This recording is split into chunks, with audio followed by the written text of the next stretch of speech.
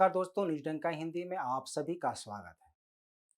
Rahul Gandhi Modi surname पर दिए गए विवादित बयान से सांसदीय गवाह बैठे हैं, लेकिन शायद कांग्रेस नेता इसे अच्छी तरह समझ नहीं पाए।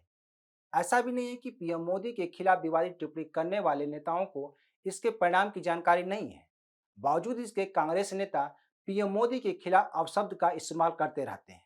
सबसे बड़ी बात यह है कि कांग्रेस ने नरेंद्र मोदी से राष्ट्रीय पटल पर आने के बाद उनके खिलाफ जहर उगलना शुरू किया था।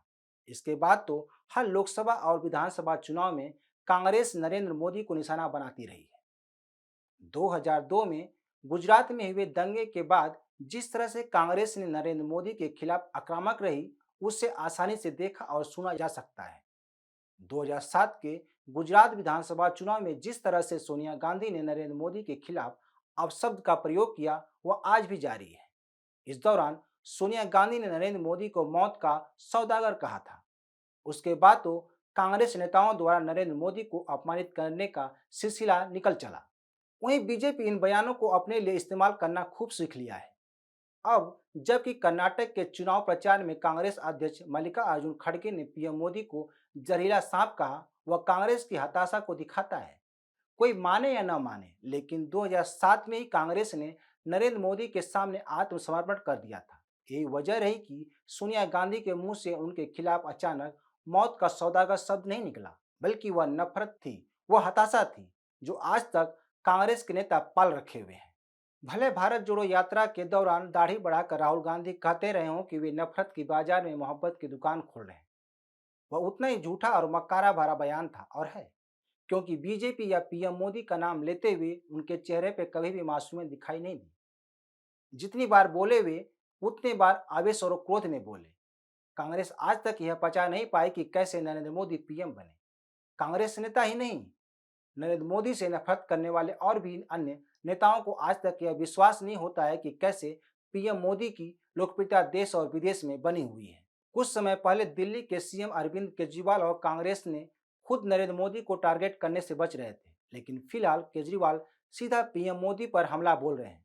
गुजरात चुनाव में आम आदमी पार्टी ने इसी रणनीति पर काम भी किया था। यह रणनीति कांग्रेस ने भी अपनाई थी, लेकिन यहाँ भी मल्लिकार्जुन खड़गे ने पीएम मोदी को 100 मुख वाला रावण कहा था। साथ ही एक और नेता ने विवादित टिप्पणी की थी, जिसके बाद मामला फिर उलट गया। कई चुनाव में कांग्रेस ने अपने नेताओं से कह चुकी है कि राज्य से संबंधित मुद्दे ही उठाया जाए, लेकिन नरेंद्र मोदी का नाम न लें। मगर कांग्रेसी नेता पीएम मोदी से इतनी नफरत करते हैं कि उन्हें सार्वजनिक मंच से गाली देते रहते हैं। बहरहाल नफरत का ही नतीजा है कि राहुल गांधी अपनी सांसदी गंवा बैठे हैं और अब कह रहे हैं कि उन्होंने कोई बड़ा गुनाह नहीं किया है जो उन्हें 8 साल तक चुनाव लड़ने न देने की सजा दी जाए। राहुल गांधी इतना सब कुछ होने के बाद भी वे देश और संविधान से खुद को ऊपर मानते हैं। अगर ऊपरी अदालतें राहुल गांधी को मोदी सरनेम वाले मामले में निचली अदालत का फैसला बरकरार रखती है तो वे 8 साल तक चुनाव नहीं लड़ पाएंगे। लेकिन यह कोई मोदी सरकार का फैसला नहीं है, बल्कि ऐसा कानून में कहा गया है। फिर राहुल गांधी ऐसा क्यों कह सकते हैं? साफ है कि संविधान और लोकतंत्र की बात करने वाले कांग्रेसी नेता और राहुल गांधी ही नहीं, लोकतंत्र की धज्जियां उड़ा रहे हैं। सवाल यह है कि ऐसा राहुल गांधी कैसे कर सकते हैं? क्या वे खुद को कानून से ऊपर मानते हैं? वहीं शनिवार को पीएम मोदी ने कहा कि कांग्रेस के नेता मुझे ही गाली नहीं देते, बल्कि संविधान रचयिता बाबा भीमराव अंबेडकर को भी गाली दे चुके हैं। अगर वे मुझे गाली देते हैं तो यह मेरा सम्मान है। उन्होंने कहा कि अब तक कांग्रेस नेताओं द्वारा मुझे 91 बार गाली दी जा चुकी है। सबसे बड़ी बात यह है कि पीएम मोदी ने यह जाहिर कर दिया कि कांग्रेस उनसे कितनी नफरत करती है। सच कहा जाए तो कांग्रेस की जड़ में मट्ठा डालने का काम सोनिया गांधी ने ही किया था, जिसकी शुरुआत उन्होंने 2007 में मौत का सौदागर से शुरू किया था। उसके बाद 2009 में कांग्रेस नेता बीके हरिप्रसाद ने पीएम मोदी को गंदी नाली का कीड़ा कहा था। 2009 में नरेंद्र मोदी के खिलाफ 2 बार अपशब्द यूज किया गया था। यह सिलसिला रुका नहीं बल्कि लगातार चलता रहा, जबकि 2013 में नरेंद्र मोदी को 7 बार गाली दी गई, जिसमें कांग्रेस की नेता रेणुका चौधरी द्वारा नरेंद्र मोदी को हिटलर कहा गया था। वहीं 2012 में भी 7 बार के आसपास पीएम मोदी के खिलाफ विवादित टिप्पणी की गई थी। 2014 में 2 बार गाली दी गई थी।